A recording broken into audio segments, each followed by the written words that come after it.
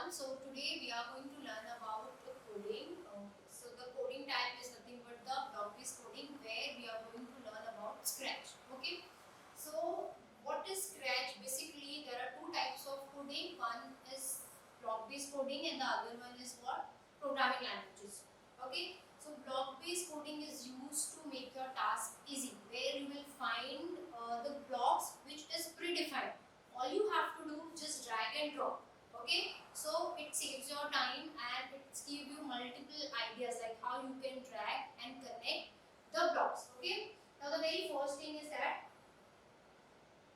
what is creative computing. Okay, so basically here we will see how you can imagine something, how you can create something, and the second thing is what, how you can create an interest in it. Like suppose if you want to create a animation, right? So at that time what you need to do is first think about it, like what animation you want to create. The next thing, you are going to select a different character for it. Let us take the example of cartoons. If we'll see the Doraemon, and then there are many cartoons, right? So these are nothing but the animation. So similar way in Scratch also you can do that. You can design, you can put your ideas, you can even create your own blocks for that. Okay, clear? Now, the very first thing, why Scratch? Why are we using Scratch? So the basic idea behind it simply, first thing, you can drag and drop. There is like no lines of code that you need to write on the this WordPad. Whereas you just need to drag and drop. The next thing is what? There are things where like you can create blocks also. Simply, if suppose you have something in your mind and you want to create your own block, so at that time you can simply create your own block. Second thing, okay, done. Then we have what? Scratch is free for everyone. Scratch is free for everyone. Everyone can use it, even if you want to use it in your mobile phone, in your laptop, desktop, anywhere. Okay, so you can use it. It is free for everyone. If suppose you don't want to download it, you can simply use it online. So to use it online, it's very simple. You can use any browser. Just click on it and then type your Scratch online or search online Scratch. Okay, it will give you. Okay, now why it is written as a Scratch MIT? Because it is introduced by the MIT only. Okay, click on it. This window will appear. Here you just have to click on the Start Coding or the Start Creating. So this is how it will look like. You can use it online as well as you can download. You can even, again here go to the browser. You can search.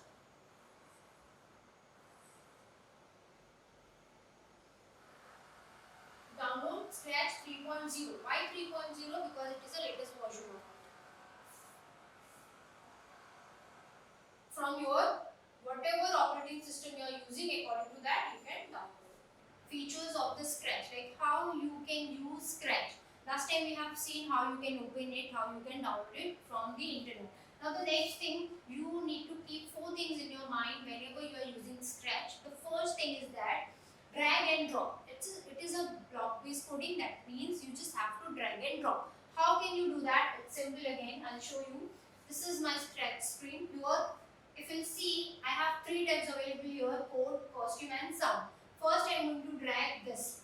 That is nothing but the motion block. After that, we have so many blocks available with a different color code. That means if you want to identify any block, so you can simply check the color, or else you need to remember the name of the block. All you have to do, drag and drop. Suppose even drag and drop. By default, the character, every time you are working in a Scratch, there is a character called sprite. What we are calling it as a sprite. So that every time you do the activity or any practical, you will get by default. But if you want to delete it and you want to change it into the other one, so you just have to search for it and just tap on it. So this is how you can select this sprite. So main thing you need to remember is that this is the simply drag and drop. Next is character and backdrop. Just now I showed you how you can change the sprite. Okay, sprite is nothing but the character. Both is similar. You can use any code. Then backdrop is nothing but the background.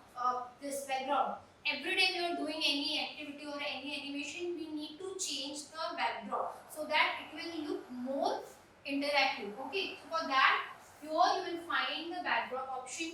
In this option, there is search bar. Simply scroll. There are 10 numbers of. Then we have fantasy, music, sports, whatever you feel you can select, like whatever you like, you can simply select that option and it will automatically appear.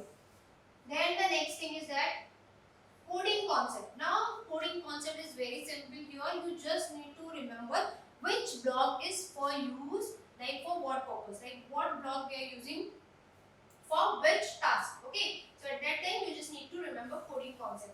Then sharing and collaborating. That means after completing your task, you can share it, you can save it in your system, and you can simply share it with your friends. Suppose you have created part 1 of the animation and you want your friend to continue in the same project, you can save it and you can simply share to your friend, or else you can simply share through the email ID. Examples of the animation. Here you will see when flag is clicked. This is nothing but the event block. Event blocks are basically used whenever you want to start your code. Then we have forever block. Forever means what? If you see any animation, it will go continuous form until unless you will not stop it. And then we have next costume and wait for 0.5 seconds. So these blocks are used in a different way.